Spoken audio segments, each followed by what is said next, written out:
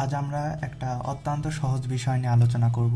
বিষয়টি হচ্ছে noun. Noun সম্পর্কে আমরা ছোটবেলা থেকেই তার মানে মোটামুটি সব কিছু জানি, কিন্তু তারপরেও এর মধ্যে কিছু অজানা বিষয় থাকে, যে বিষয়গুলি থেকে সম্ভবত বিভিন্ন ভার্সিটি পরীক্ষায় প্রশ্ন কিংবা বিভিন্ন ব্যাংক জব কিংবা বিসিএস বা যে কোনো কোশ্চেন করে।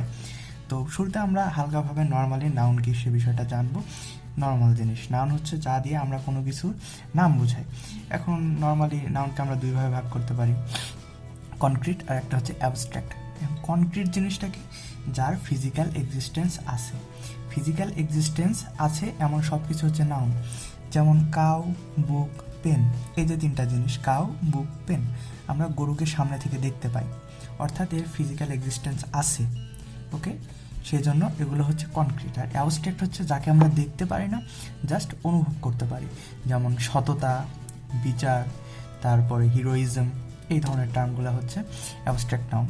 তো আমাদের আসলে জানার বিষয়ও সেগুলো না, এগুলো আমরা ছোটোবেলা থেকে জানি। আসলে তাহলে কোশ্চেন কোথা থেকে আসে? এখন যদি আমরা অ্যাবস্ট্রাক্ট নাউন সম্পর্কে আমরা এতটুকুই জানবো, এর কোনো ফিজিক্যাল এক্সিস্টেন্স নাই। এরপরে আমরা মূলত চলে যাব কনক্রিট নাউনের প্রকারভেদে। তো প্রকারভেদের প্রথমে চলে আসে প্রপার নাউন। এক নম্বরে প্রপার নাউন।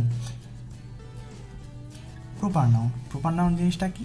যা দিয়ে আমরা সাধারণ নাম বুঝাই, সেটা হচ্ছে প্রপার নাউন। এর এতটুকু জানলেই হবে, এগুলো আমার কাজে লাগছে না। 2 নম্বরে হচ্ছে common noun, COMON। Common noun আমরা কি বুঝি? যা দিয়ে কোনো কিছুর আমরা এক জাতীয় নাম বোঝাই। যেমন আমরা যদি মানুষের কথা বলি, মানুষ দিকে আমরা সম্পূর্ণ মানুষ জাতিকে আমরা বোঝাতে পারবো। যদি আমরা রিভার বলি বা নদী বলি, তাহলে নদী দিয়ে আমরা সব নদীকেই বোঝাতে পারবো। সেই জন্য নদী হচ্ছে কমন নাউন। এখন আমাদের যেটা জানার বিষয় সেটা হচ্ছে কালেকটিভ নাউন।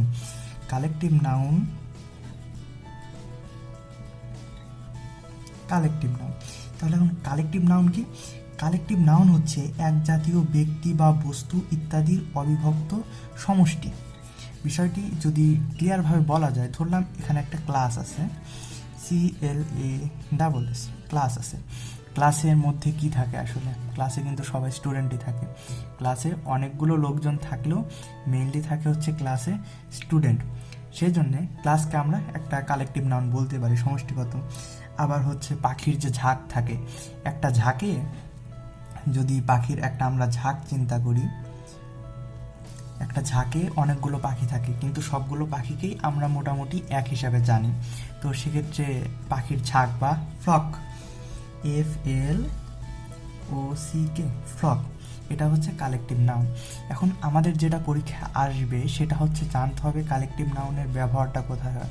আমরা এখানে 3টা উদাহরণ দেখি।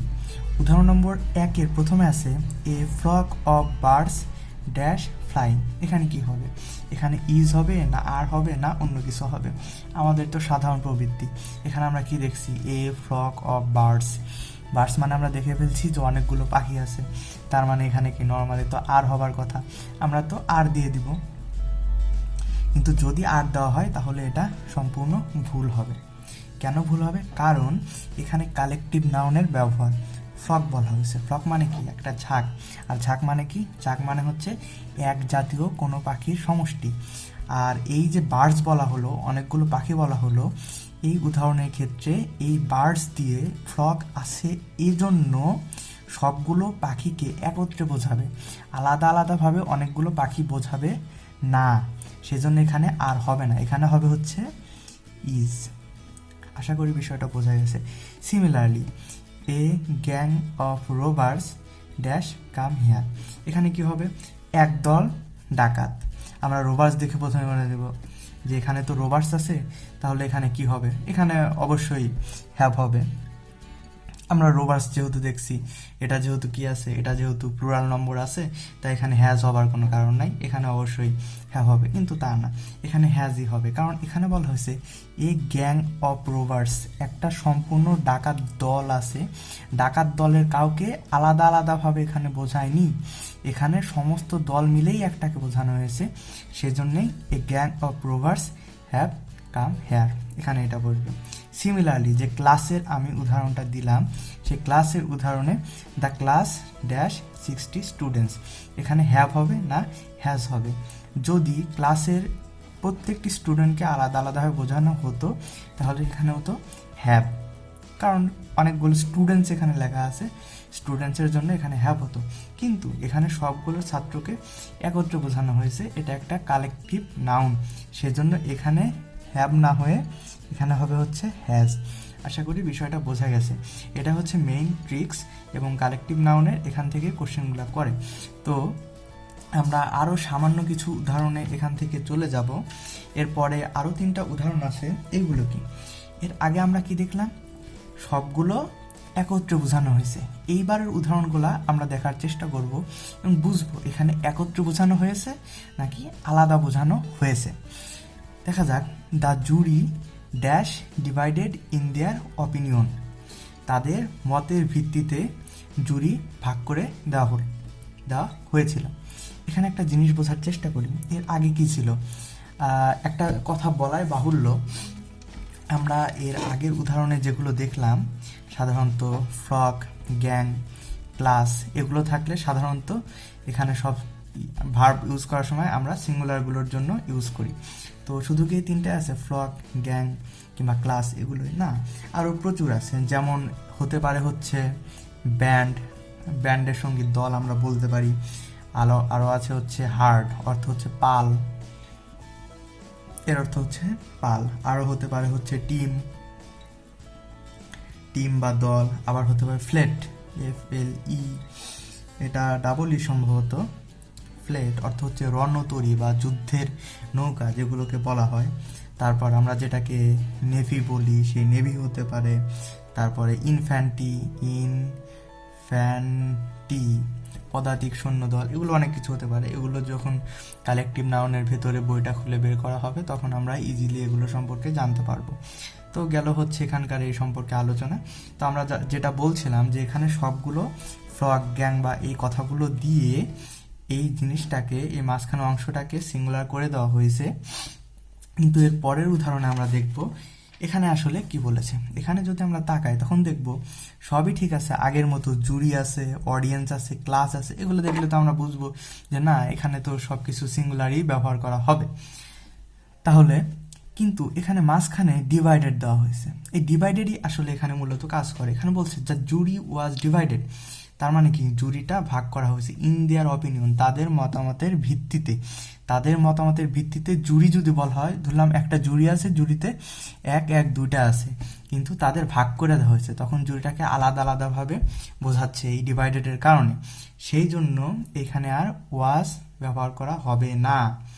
এই ধরনের যদি কোনো বিষয় থাকে, সমষ্টিগতভাবে না বুঝিয়ে যদি আলাদা আলাদাভাবে বুঝায়, তাহলে ইজ এবং ওয়াজ ব্যবহার করা যাবে না। ইজ এবং ওয়াজের পরিবর্তে এইখানে ব্যবহার করা হবে আর এবং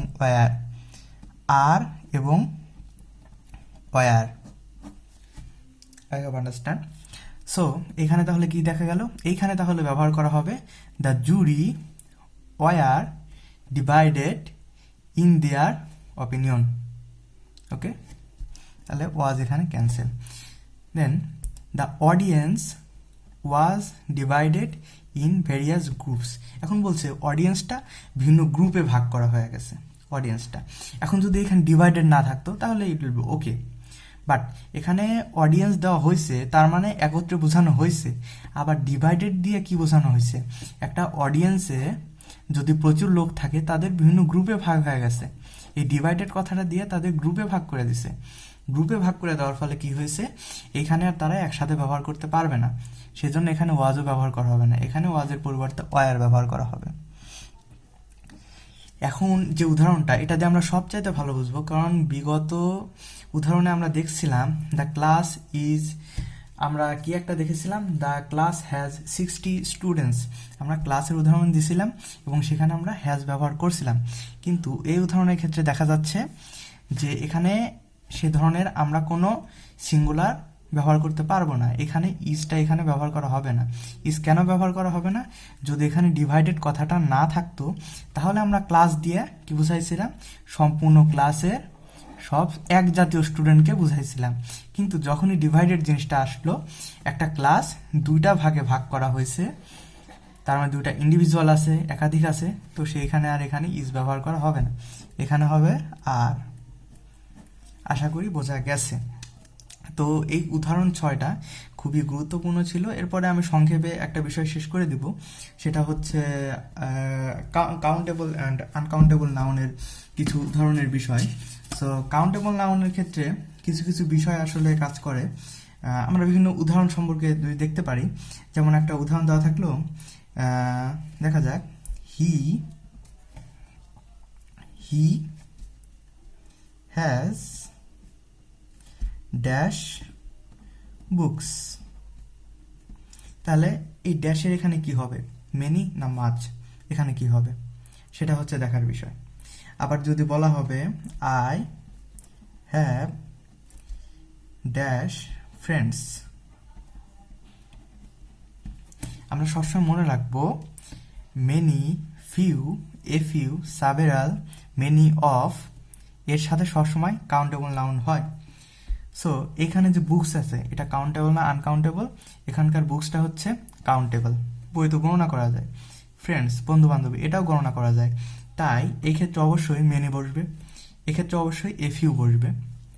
এমনও দিতে পারে এখানে পরীক্ষায় যেটা নর্মালি আসে, যেমন যদি এখানে দেওয়া যায়, এখানে একটা উদাহরণ, I have few dash here, এখানে কি দিব, ফ্রেন্ড না ফ্রেন্ডস, আমি এইখানে অবশ্যই ফ্রেন্ডস ইউজ করব, আমি এখানে অবশ্যই ফ্রেন্ডস ইউজ করব। কেন ইউজ করব, কারণ আমি আগেই বলেছি many, few, a few, several, many of এর সাথে সবসময় আনকাউন্টেবল নাউন ব্যবহার করা হয়। যে কোনো একটা সহায়ক বই থেকে উদাহরণগুলো দেখে নেওয়া যেতে পারে। তো এটা গেল হচ্ছে কাউন্টেবল নাউনের ক্ষেত্রে। এখন উদাহরণগুলো যদি আনকাউন্টেবল নাউনের ক্ষেত্রে হয়, আমরা যেখানে যেখানে দেখব much, little, less, least, much of এর সাথে সবসময় আনকাউন্টেবল নাউন ব্যবহার করা হবে। যেমন একটা উদাহরণ যদি দেওয়া যায়, there is little dash in the pond, এখানে কি হবে, এখানে ওয়াটার হবে না ওয়াটারস হবে না যে কোনো কিছু হবে। এখানে দেখা যাক, এখানে কিন্তু আমরা লিটল লিখছি, ওকে। লিটল লেখার ফলে এইখানে কোনো সময় কাউন্টেবল নাউন ব্যবহার করা হবে না। তো উপযুক্ত আনকাউন্টেবল নাউনটা এখানে কি হতে পারে, উপযুক্ত হচ্ছে ওয়াটার। পানিকে আমরা গণনা করতে পারি, পানি তো আমরা কোনো ক্ষেত্রে গণনা করতে পারি না। এভাবে প্রত্যেকটি ক্ষেত্রে little, less, least, much of, লেস্টের যে বিষয়টা হচ্ছে, যেমন the glass contains the least water, okay.